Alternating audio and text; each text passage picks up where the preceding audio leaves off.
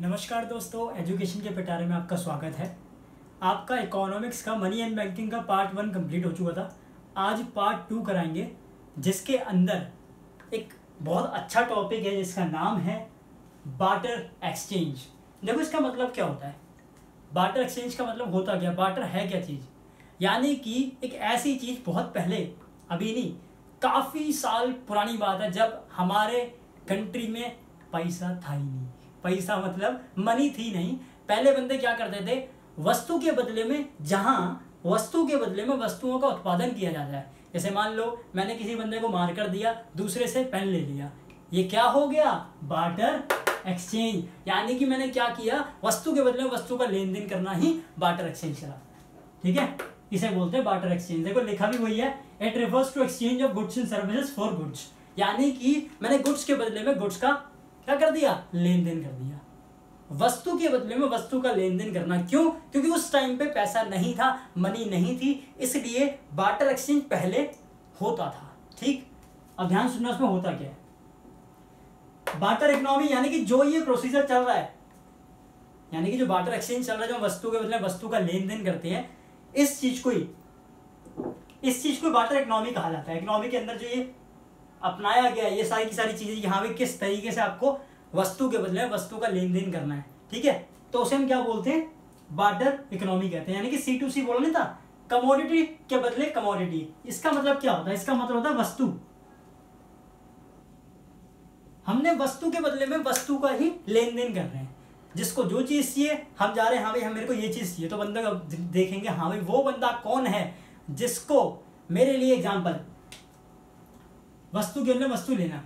जैसे इसने क्या है, मान लो एक बंदा है, हमने एग्जांपल लिया, एक मान लो सचिन है, ठीक है, कोई दिक्कत नहीं। एक मान लो भाई अमित नाम का बंदा है, ठीक है। भाई सचिन को चाहिए क्या, भाई सचिन को चाहिए बैट,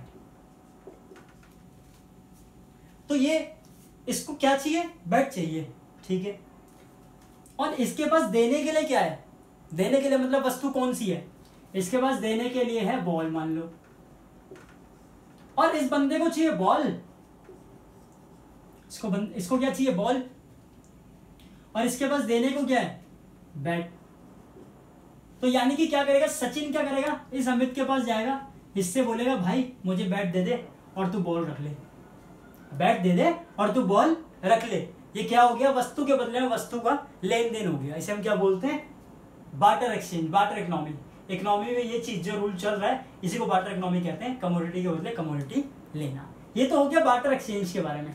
ये बहुत पहले हुआ करता था, अभी की बात नहीं है, काफी टाइम पहले की बात है, जब पैसा नहीं था, ठीक है, तब ये चीज चला करती थी। अब लिमिटेशन क्या है, कमियां क्या होगी, बार्टर एक्सचेंज में बहुत कमियां होती थी। क्या होता था यार, हमें जाना पड़ता था, ढूंढना पड़ता था बहुत दूर दूर कि यार वो बंदे कौन से हैं जिनको उस चीज की रिक्वायरमेंट है जो मेरे पास है।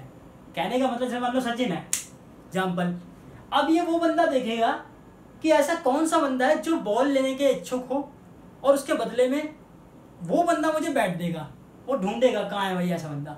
तो बहुत दिक्कतें होती थी। वो दिक्कतें कौन कौन सी होती है सुनना। सबसे पहली दिक्कत क्या थी, कमी, lack of double coincidence of wants.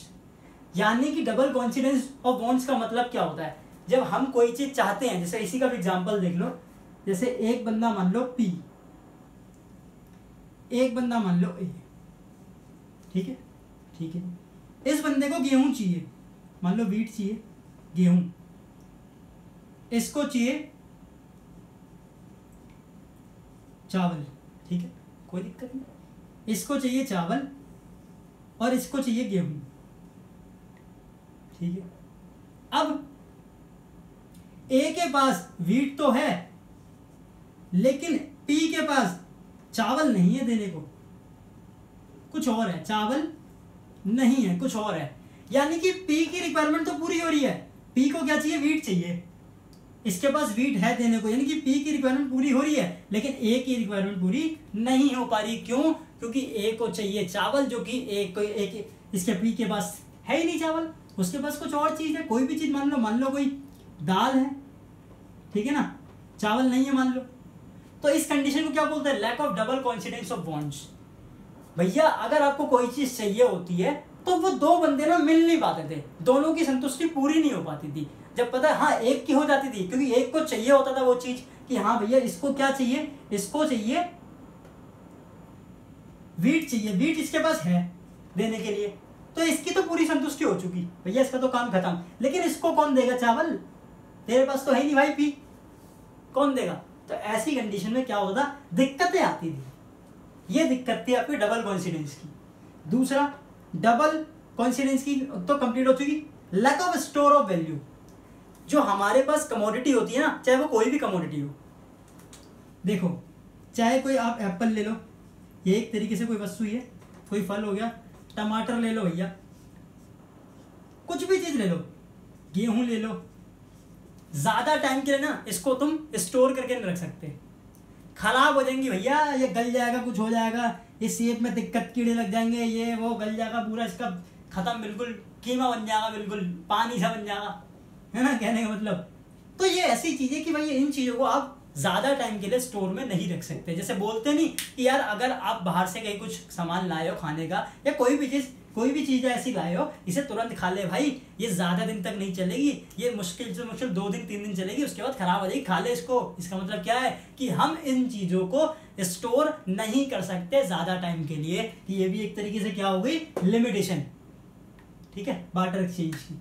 ठीक है, अगली लिमिटेशन क्या है, lack of standard deferred payment. Standard deferred payment में आपने मनी में पढ़ा था, वही चीजें सेम, मतलब उधार में, जैसे मान लो मैंने कोई उधार में किसी बंदे से कोई चीज ले ली, वही सेम चीज, ये पी है, ये क्यू है, ये पी क्यू के पास क्या बोलता, भाई एप्पल दे दे उधार में, एप्पल दे दे उधार में, मैं बाद में तेरे को दे दूंगा।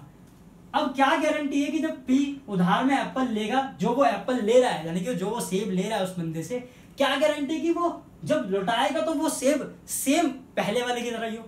यानी कि जो सेब उसने पहले लिया था, क्या वो सेम होगा, सेम नहीं हो सकता, ऊपर नीचे हो सकता है। जब हम कोई चावल लेते हैं किसी बंदे से 1 किलो, उसे बोलेंगे बाद में 1 किलो चावल दे दूंगा भाई तेरे को मैं, तो चावल में कोई ना कोई दिक्कत तो हो सकती है, कुछ चेंज तो आएगा ही, पूरा एग्जैक्ट थोड़ी सेम रहते हैं। इसीलिए क्या होता है कि डेफर्ड पेमेंट में दिक्कत आती है। यानी कि जब आप उधार में कोई चीज लेते हो ना, सामान लेते हो, तो उसमें कोई ना कोई फर्क जरूर होता है।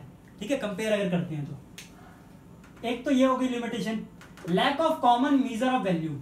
अब इसमें भी दिक्कतें आती है। अब कॉमन मीजर ऑफ वैल्यू में दिक्कत आ जाती है। जैसे मान लो एक है घी, ठीक है, एक तरफ है मिल्क, दूध, ठीक है, घी को मान लो 1 किलो, ये भी 1 किलो मान लो। अब इन दोनों को तुम मीजर करोगे तो कॉमन वैल्यू है ये कोई।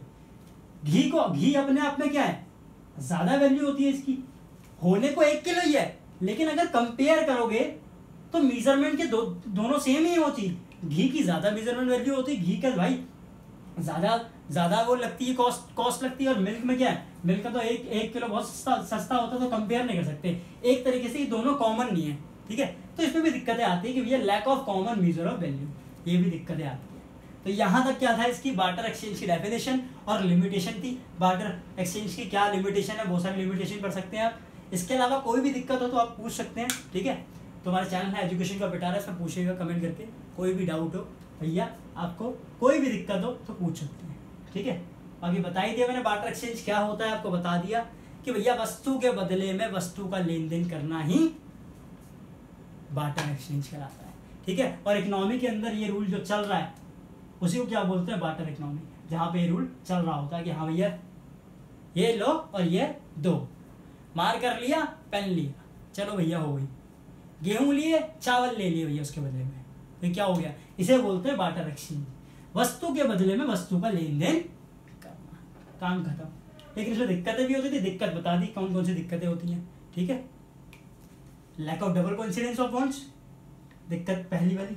दूसरी lack of store of value, store करके नहीं रख सकते। ठीक है, नहीं मिलते थे भाई बंदे, और एक की जरूरत पूरी हो जाती थी, दूसरे की नहीं होती थी। ठीक है ना, एक की हो जाती थी, दूसरे की नहीं होती थी। एक की नहीं हो रही भैया, पी की हो रही है, दिक्कत होती है। Lack of standard of deferred payment, जब आप उधार में कोई चीज लेते हो तो जब उधार वो चीज वापसी करते हो बाद में, तो उसमें कंपेयर आ जाता है, यानी कि वो चीज सेम नहीं रहती, कुछ ना कुछ अलग हो सकता है। मैं किससे 1 किलो टमाटर लूंगा कि भाई 1 किलो टमाटर दे दे मुझे, मैं बाद में तेरे को टमाटर वापसी करूंगा। क्या पता उन 1 किलो टमाटर जब वापसी करेगा तो क्या पता कोई टमाटर कैसी हो, कोई गला हुआ, कोई कैसा हो, कुछ भी हो सकता है। कंपेयर करेंगे तो दोनों चीज सेम थोड़ी हो जाएगी, इसीलिए डेफर्ड पेमेंट में दिक्कत आती थी। कॉमन मीजर वैल्यू नहीं कर सकते क्योंकि दोनों अपने आप में देख सकते हो आप, घी की वैल्यू कितनी होती है, मिल्क की कितनी होती है, तो दोनों कॉमन नहीं बोल सकते कि दोनों बराबर है। बराबर नहीं है भैया दोनों। हाँ वैसे वेट में बराबर है, वेट में कोई दिक्कत नहीं है, लेकिन अगर मेजरमेंट वैल्यू देखी जाए ना उसकी, कि भाई घी की कॉस्ट की देखी जाए, घी तो बहुत महंगा आता है, मिल्क इतना सस्ता आता है, तो कॉमन तो नहीं है दोनों एक तरीके से, ठीक है। हाँ अगर मैं बात करूँ मार्कर और पेन की, वहां आप बोल सकते हो कि कॉमन है, लेकिन कुछ चीजें ऐसी भी होती हैं, कुछ वस्तुएं ऐसी भी होती हैं जिनको आप कॉमन नहीं बोल सकते, lack of common measure of value, ठीक है। मिलते हैं इसके बाद पार्ट 3 में नेक्स्ट वीडियो में आपसे।